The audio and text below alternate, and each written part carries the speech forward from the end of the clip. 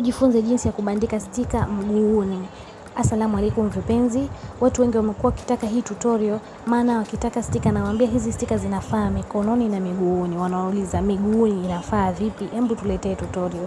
Haya jamani, nimekuja nayo. Kwanza kabisa unatakiwa uwe na stika yako, uwe na mkasi, uwe na hina. Ukishakata stika yako kama hivi, tenga maua yako ya mguu wa kulia na mguu wa kushoto ili kuepusha kujirudia kwa maua kwenye mguu mmoja. Ukishatenga kama hivyo, inakuwa ni rahisi. Kazi yako inaanza sasa. Unachukua vipande vyako, unaanza kumbandika mteja wako. Kabla hujaanza kumbandika, hakikisha amenawa miguu yake ni misafi, haina mafuta ya aina yoyote ile, ili kuepusha kwa kubanduka kwa hii stika. Unaanza kumbandika mteja wako. Hii jinsi ya kubandika haina yani namna inayotakiwa kubandika. Utabandika wewe ambavyo unahitaji ua lako likae. Ndio uzuri wa stika.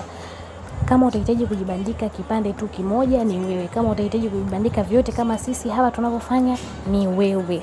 Yaani unabandika unavyohitaji wewe. Haya jamani, kazi inaendelea kama mnavyoona hapo.